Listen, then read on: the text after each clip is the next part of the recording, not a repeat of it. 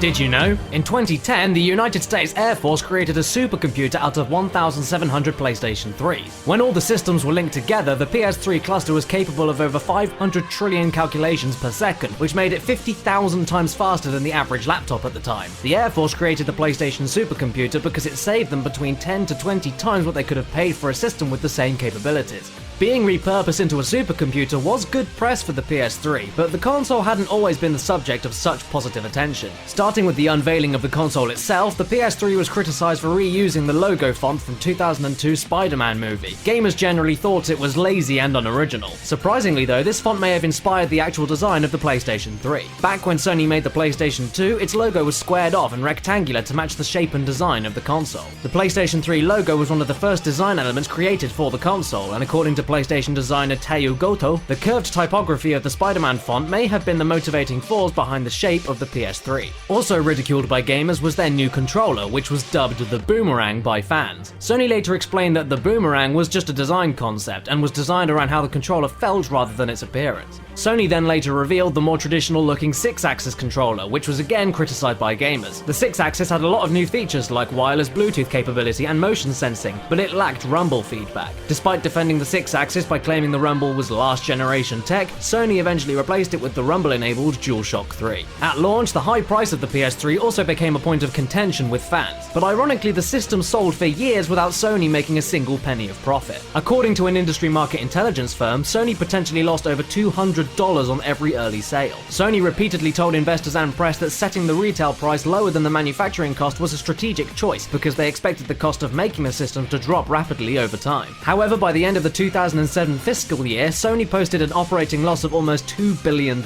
and there was a lot of pressure to turn these numbers around. In April 2007, Sony gaming CEO Ken Kutaragi announced that he would retire. The press was quick to blame the controversies and profit loss, but Sony International released a press statement saying that Kutaragi had been planning his retirement for a while and it had nothing to do with the PlayStation 3 sales strategy. Under a new CEO, KAZUO HIRAI, Sony released a 40GB PlayStation 3 model that sold for $100 less than the 20GB model. This version had a few components removed, including the PlayStation 2 Emotion Engine CPU, which was originally included to enable compatibility with PS2 games. With backwards compatibility removed and falling prices for microprocessors, the production costs of PlayStation 3s were halved by January 2008. By August 2009, Sony was able to manufacture PS3s at $240 per unit, meaning after almost 3 years on the market, the systems were finally profitable. The PlayStation 3 was the first major commercial application of the Cell multi-core microprocessor. The processor was designed to bridge the gap between conventional desktop processors and more specialized high-performance processors, but many developers found the hardware very difficult to work with at first. Famously, Valve's Gabe Newell called the system a total disaster to develop for. Over time though, developers slowly adapted and began utilizing the system to its full potential. One example is Hexadrive's HD port of Okami on the PS3. It's actually rendered in 4K resolution and then downsampled to 1080p in real time. Sony also used the PS3 to push their proprietary Blu-ray disc format, which helped lead to a crushing defeat of the HD DVD. Aside from offering a larger storage capacity, Blu-ray discs are also scratch resistant. Early designs for Blu-ray discs were particularly vulnerable to scratches, so the first Blu-ray discs were actually encased in cartridges for protection, similar to floppy disks. But the cartridges made an already expensive medium even more expensive. So the designers opted to use an ultra-hard yet very thin polymer coating to protect the discs because it was a much cheaper alternative.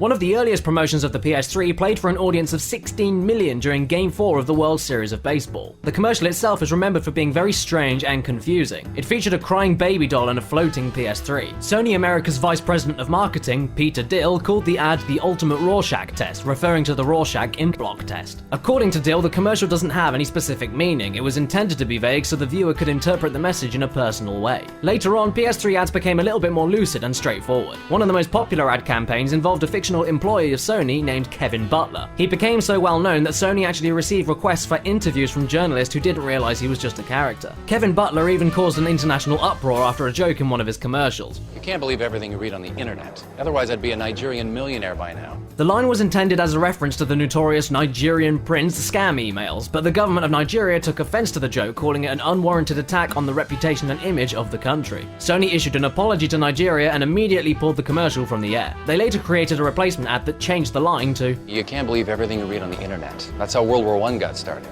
Kevin Butler was presented as a face for Sony and PlayStation 3 for a few years, but the character was quietly removed from the spotlight after the actor who played Kevin Butler was sued by Sony for trademark infringement. The actor, Jerry Lambert, made an appearance in a Bridgestone commercial that included a promotion for Mario Kart Wii. Sony claimed to sell products other than those from PlayStation misappropriates Sony's intellectual property, creates confusion in the market, and causes damage to Sony. As part of the settlement, Jerry Lambert agreed not to appear in an ad that features any other video game or video game company.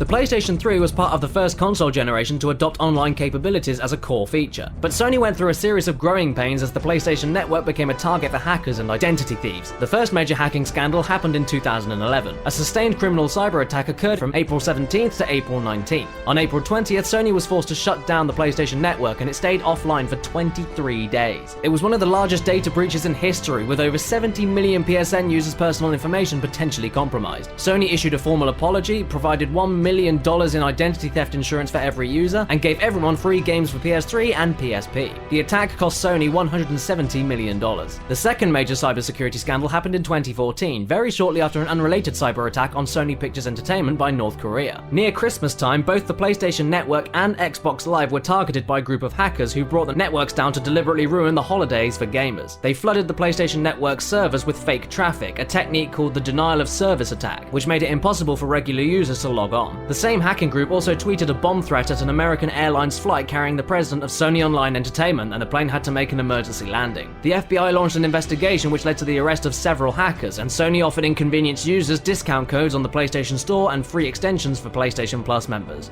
Before you go, we'd like you to vote on what you'd like to see covered in the future, a video on Shadow of the Colossus or a video on Metal Gear Solid. You can also vote by leaving a comment below, and don't forget to subscribe for more facts and trivia.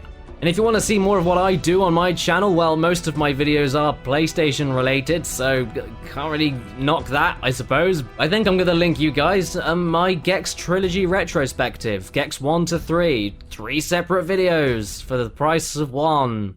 They don't cost any money.